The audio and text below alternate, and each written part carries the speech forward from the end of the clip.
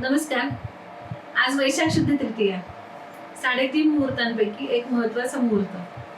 या तृतीयेला एवढं महत्व का आहे, तर त्याची अनेक कारणं आहेत की ज्या आजच्या या दिवशी अनेक अशा शुभ घटना घडल्या की त्यामुळे या तृतीयेला अक्षय तृतीया असं नाव पडलं. मग पहिलीच घटना कोणती, तर ते आपण भगवान श्रीकृष्णांच्या बाबतीमध्ये बघूया की श्रीकृष्ण आणि सुदामा यांची भेट आजच्याच दिवशी झाली. मग आता हे श्रीकृष्ण आणि सुदामा कशाचं उदाहरण आहे, तर उत्तम मैत्रीचं, उत्कट प्रेमाचं, त्यागाचं आणि निस्वार्थीपणाचं हे उदाहरण आहे. याच्यामध्ये बघताना आपण बघतोय की सुदामा आज श्रीकृष्णाला भेटायला आले. श्रीकृष्णाने त्यांनी दिलेले पोहे आणि त्या बदल्यामध्ये श्रीकृष्णाने दिलेली त्यांची नगरी जी सोन्याची केली, तो हा आजचा दिवस. आपल्याला ते उक्ती पण माहिती आहे, ऋणतर मुठभर पोहे त्याच्या व्याजात हेमनगरी ही, मुदलात मुक्ती देणे ही कोणत्या सावकारीची रीती. मग हा जो श्रीकृष्ण आणि सुदामा मैत्री आहे, आज आलाय सुदामा आणि आज श्रीकृष्णाला भेटले आणि लगेच त्यांनी दिलं असं झालं का, तर नाही. आजच्या ह्या दिवसातून आपल्याला हा बोध घ्यावा असं वाटतो मला तरी, की मैत्री कशी असावी आणि मैत्री करताना किती निस्वार्थी असावी. जन्मभराची त्यांची मैत्री आहे आणि त्याचं चीज हे आजच्या दिवशी झालेलं आहे. त्यामुळे आपल्याला पण श्रीकृष्ण सुदामांसारखी मैत्री करता आली पाहिजे आणि उत्कटपणे मैत्री केल्यानंतर प्रत्येकाच्या अडचणीमध्ये आपल्याला धावून जाता आलं पाहिजे, याचं स्मरण करून देणारा हा आजचा दिवस. दुसरा जर आजचा शुभ मुहूर्त कोणता आहे, तर केदारनाथ आणि बद्रीनाथ या आपल्या श्रद्धास्थानांचं, मंदिरांचं आजच कवाड उघडतात, दारं उघडतात आणि सगळ्या भाविकांसाठी हे मंदिर दर्शनासाठी खुलं होतं. म्हणून आजचा दिवस आपल्याला पुन्हा स्मरण करून देतो की चला पुन्हा परमेश्वराकडे जाऊया, मुक्तीसाठी प्रार्थना करूया आणि ज्यासाठी म्हणून मनुष्य जन्म आहे तो मनुष्य जन्म सार्थकी लावूया, याचं स्मरण करून देणारा हा आजचा दिवस. तिसरी गोष्ट याच दिवशी घडली ती अशी की भगवान श्रीकृष्णांनी द्रौपदीला एक अक्षय थाळी दिली. जेव्हा द्रौपदी आणि 5 पांडव वनवासामध्ये होते, अज्ञातवासामध्ये ते राहणार होते, अशा वेळेस त्यांना अन्नाची कमतरता पडू नये यासाठी जेव्हा द्रौपदीच्याकडे श्रीकृष्ण जेवण मागायला आले वनवासामध्ये, तेव्हा त्यांनी द्रौपदीने फक्त एक शीत तांदळाचं दिलं, भाताचं, की तेवढंच आहे माझ्याकडे. आणि तेव्हा श्रीकृष्णानं द्रौपदीला ही अक्षय थाळी दिली की तुम्हाला कधीही अन्नाची कमी पडणार नाही. आजचा जर आपण विचार केला तर आपल्याला सुद्धा अशी थाळी भगवंतांनी दिलेली आहे. आपण प्रत्येक जण रोज व्यवस्थित जेवतो आहोत आणि आपल्याला अन्न मिळतं आहे, याचा अर्थ आपल्याकडे पण ही थाळी आहे. फक्त या थाळीचा उपयोग आपल्यासाठीच न करता आपल्या बरोबरीने जे भुकेचे आहेत, जे गरजू आहेत, त्यांना आपण 2 घास अन्नाचे देण्यासाठी म्हणून ह्या थाळीचा उपयोग करूया आणि त्या दृष्टिकोनातून ह्या द्रौपदीचा आणि श्रीकृष्णाच्या थाळीचा विचार करूया. मग आता द्रौपदी कशी होती, द्रौपदी ही अनन्य भक्त होती श्रीकृष्णाची. आणि मग चिंधी बांध रे द्रौपदी हरीच्या बोटाला, स्वतःचा भरजरी शेला पण फाडून तिनं श्रीकृष्णाला चिंधी दिली की जेव्हा त्याच्या बोटाला जखम झाली होती. अशा प्रकारे जेव्हा अनन्य भावे भक्ती आपण करतो, तेव्हा निश्चितपणे भगवंत आपल्याला सुद्धा अशी अक्षय थाळी देता आहेत आणि ती घेण्यासाठी आपण देवाला प्रार्थना करण्याचा हा आजचा दिवस.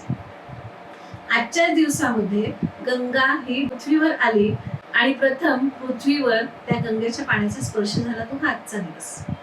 मग गंगेने काय केलं, तर गंगा सगळी पाप धुते आणि पवित्र करते, म्हणून पृथ्वी पवित्र झाली, याचा अर्थ आपण पण पवित्र झालो. अशा वेळेस गंगा मातेची काळजी घेणं, आपल्या आसपास असलेल्या जलाशयांची काळजी घेणं, प्रत्येक पाणी हे जपून वापरणं आणि पाणी हे देव आहे याचं स्मरण करण्याचा आणि त्या दृष्टिकोनातून वागण्याचा हा आजचा दिवस आहे. याच दिवशी रेणुका माता आणि जमदग्नी ऋषी यांचे पुत्र परशुराम यांचा जन्म. परशुरामांची महती वेगळी सांगायलाच नको. परशुराम वेद पारंगत होतेच, पण त्याच वेळेस शस्त्र पारंगत सुद्धा होते. ब्राह्मतेज आणि क्षात्रतेज यांचा उत्तम मिलाप परशुरामांमध्ये होता. आज आपण परशुराम जयंती आनंदाने, अभिमानाने साजरीच करतो, पण त्याच्याही पुढे जाऊन परशुरामांकडं जे मेंदू, मन आणि मनगट या तिन्हीतलं बळ होतं, ते बळ आपल्याला पण मिळवायचं आहे, हा संदेश देणारा आजचा दिवस आहे. म्हणजे जे जे अभ्यास करणं गरजेचं आहे, तो अभ्यास आपल्याला असला पाहिजे. प्रत्येक गोष्टीचं आपलं जीवन जगण्यासाठी जे आवश्यक ज्ञान आहे, ते ज्ञान आपल्याकडे असलं पाहिजे. आपल्या मनगटामध्ये बळ असलं पाहिजे. याचा अर्थ असा की आपण आता शस्त्र घेऊन धावायचं आहे का, तर नाही. पण आता जी काही शस्त्र आवश्यक आहेत, समजा IT टेक्नॉलॉजी आवश्यक आहे, अनेक कौशल्य आवश्यक आहेत, जी कौशल्य जीवनासाठी आवश्यक आहेत ती सगळी कौशल्य प्राप्त करण्याची जाणीव करून देणारा हा आजचा दिवस. म्हणजे आपणही पुन्हा मनानं खंबीर बनणं, मनानं भावनशील असणं, संवेदनशील असणं आणि त्याच वेळेस मनगटक आणि मेंदूत जोर असणं, परशुरामांसारखं बनणं हा संकल्प करण्याचा आजचा दिवस आहे असं मला वाटतं. आजच्या दिवसामध्ये आपण लक्ष्मी आणि विष्णू यांचं स्मरण करतो. मातेला आपण प्रार्थना करतो की हे माते आम्हाला धनधान्य समृद्ध कर, आमच्याकडे पैसा येऊ दे, आम्हाला वैभवशाली बनव. म्हणून आजच्या दिवसाला आपण वैभव लक्ष्मीची पूजा करतो. पण जेव्हा मी ही पूजा करते तेव्हा मला पुन्हा एकदा आठवतं की नुसती लक्ष्मीची पूजा केली की लक्ष्मी येणार आहे का? तर त्यासाठी प्रयत्न करणं गरजेचं आहे. त्यासाठी उद्योगी व्यासंगी असणं गरजेचं आहे. आपल्या व्यवसायामध्ये आपण मग्न असणं गरजेचं आहे. प्रामाणिकपणे अखंड काम करणं गरजेचं आहे, कारण कष्टाशिवाय काहीच साध्य होत नाही. फक्त आजचा दिवस आपण म्हणू शकतो की मी एवढे कष्ट करतोय तर मला यश दे माते, माझ्याकडे या कष्टांचं चीज होऊन लक्ष्मी येऊ दे, अशा अर्थाने आपण लक्ष्मी विष्णूची पूजा आज करूया असं मला वाटतं. जैन धर्मातील पहिले तीर्थंकर ऋषभ मुनी यांनी आज 1 वर्षभराचा उपवास उसाचा रस घेऊन सोडला. तो दिवस म्हणजे अक्षय तृतीया. मग आता याचा अर्थ काय आपण घ्यायचा की वर्षभर मुनींनी षडरिपूंवर विजय मिळवला, वर्षभर त्यांनी देवाचं चिंतन केलं आणि नंतर उपवास सोडला. उपवासाचा अर्थ असा, उप म्हणजे जवळ, वास म्हणजे राहणे, उपवास म्हणजे दिवसभर त्या दिवशी उपवासाच्या काळात देवापाशी राहणे. मग अशा अर्थाने ते वर्षभर देवापाशी राहिले. याचा अर्थ असा की त्यांनी त्यांच्या ज्ञान इंद्रियांवर विजय मिळवला. त्याचं स्मरण आज आपल्याला करून देण्यासाठी हा दिवस आहे की आजच्या दिवसामध्ये आपण आपल्या षडरिपूंवर विजय मिळवण्याचा संकल्प करायचा आहे, प्रयत्न करायचा आहे. आणि अशा अर्थाने आजचा दिवस उपवास करण्याची पण काही जणांची पद्धत असते. म्हणजे दिवसभर देवाचं चिंतन स्मरण करायचंय आणि बाकीच्या सगळ्या रागलोभांपासून दूर राहायचंय. हा धडा किंवा हा सराव आजच्या दिवशी करायचा, म्हणून हा दिवस महत्वाचा आहे. अक्षय तृतीयेलाच बसवेश्वर जयंती सुद्धा साजरी केली जाते. बसवेश्वर महाराजांनी काय केलं तर संपूर्णपणे अंधश्रद्धा ज्या आहेत समाजातल्या त्याच्या निर्मूलनासाठी काम केलं आणि सगळ्या समाजांना डोळस बनवण्याचं काम इथं केलंय. आणि म्हणून आपण पण प्रत्येक गोष्टीकडे डोळस बघण्यासाठीचा आठवण करून देणारा हा आजचा दिवस आहे. आजचा दिवस हा त्रेतायुगाची सुरुवात असा म्हणून पण मानतात की अक्षय तृतीयेला त्रेतायुगाची सुरुवात झाली. त्रेतायुग याचा अर्थ रामराज्य. आजही आपल्याला तो संकल्प करायचा आहे की आजही आपण म्हणतो की आम्हाला रामराज्य आणायचं आहे.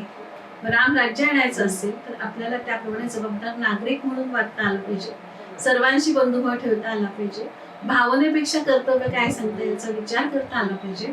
आणि रामाने आणि त्याच्या परिवाराने आणि त्याच्या जनतेनं जसं वर्तन केलं तसं वर्तन करण्याचं, ते स्मरण करण्याचा हा आजचा दिवस आहे. आजचा दिवस हा पितृंचं स्मरण करण्याचा दिवस आहे. आपण पितृपंधरवड्यामध्ये पितरांच्या नावाने जेवण घालतो. कावळ्याला पण आपण दहीभात वर नेऊन ठेवतो. त्या पितृपंधरवड्यात आपण त्यांना जेवण दिलं, पण आता तीव्र उन्हाळा आहे, अशा वेळेस पितृ पण तहानलेले असतात. म्हणून आपण 1 कुंभ त्याच्यामध्ये पाणी घालून दान देण्याची आजची प्रथा आहे. म्हणजेच पितृंबद्दल कृतज्ञता व्यक्त करण्यासाठीचा आजचा दिवस आहे. आजचा हा दिवस आहे, हा दिवस दान धर्माचा दिवस आहे. आपल्याला माहिती आहे की सगळ्या जगामध्ये, युनिव्हर्समध्ये क्रियेस तितकीच प्रतिक्रिया येते. पण आजच्या दिवसाचं महत्व असं आहे की आपण पाहिले की द्रौपदीने 1 शीत दिलं, सुदामाने एवढेसेच पोहे दिले, पण त्याच्या बदल्यात त्यांना काय मिळालं तो हातचा दिवस. म्हणून आज आपण जेवढं काही दान करू त्याच्या कितीतरी पटीनं आपल्याला परत मिळणार आहे, त्याचे आशीर्वाद आपल्याला खूप मिळणार आहेत. म्हणून आजचा दिवस हा दान धर्माचा दिवस आहे. मग आपण दानामध्ये काहीही गरजूंना देऊ शकतो आणि ते आवर्जून देण्यासाठी या दिवसाचं महत्व आहे. आजच्या दिवसामध्ये सोने, चांदी, कपडे, अन्नधान्य, वाहन हे सगळं खरेदी करायचं, कारण जे काही आज करू ते सगळं अक्षय टिकणार आहे. आणि आपल्या सगळ्यांनाच वाटतं की आमच्या घरामध्ये अक्षय असं अनेक गोष्टी याव्यात. म्हणजे जे काही खरेदी केले, सोनं, चांदी, कपडे, अन्नधान्य, ते वर्षभर मिळत राहावं, अशी आजच्या दिवसाची महत्व आहे. की जे काही आज आपण खरेदी करतो ते वर्षभर आपल्याला भरपूर प्रमाणात मिळतं.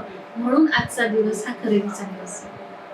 आजचा दिवस हा नवीन कामाची सुरुवात करण्यासाठीचा दिवस आहे.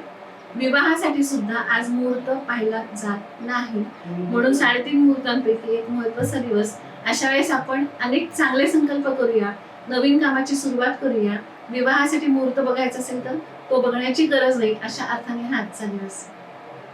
आता आजच्या दिवसामध्ये आणखीन एक महत्व असं आहे की आज वसंत ऋतू संपतो आणि ग्रीष्म ऋतू सुरू होतो. वसंत ऋतू म्हणजे हिरवागार सीझन, अनेक फळाफुलांची रेलचेल असते. सुजलाम सुफलाम असा हा दिवस आहे की या वसंत ऋतूमध्ये श्रीराम हे परत अयोध्येमध्ये आले होते.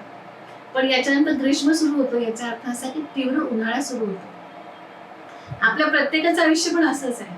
आपल्या आयुष्यामध्ये अनेकदा वसंत ऋतू असतो आणि बऱ्याचदा तीव्र समस्यांना, ग्रीष्म ऋतूच्या उन्हाचा चटका जसा असतो तशा प्रसंगांना आपल्याला जीवनात सामोरं जावं लागतं.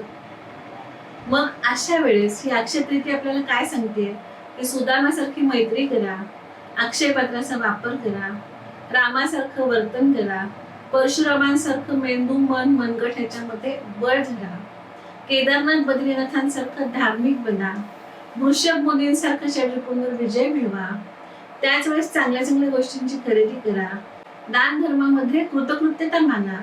आणि हे सगळं जर आपण करणार असू तर निश्चितपणे आपल्या आयुष्यामध्ये जे काही ग्रीष्म ऋतू येणार आहे ते ग्रीष्म ऋतू सुद्धा वसंत ऋतूमध्ये परिवर्तित झाल्याशिवाय राहणार नाहीत असा विश्वास मला वाटतो. आणि म्हणून आजच्या दिवसामध्ये तुम्हा सगळ्यांना सतत अक्षय असं धन मिळो, अक्षय असा आनंद मिळो, अक्षय असं समाधान मिळो आणि जे जे काही इच्छा कराल ते सगळं तुम्हाला अक्षय मिळो अशी देवापाशी प्रार्थना करते आणि माझं अक्षय तृतीया एक चिंतन थांबवते. धन्यवाद.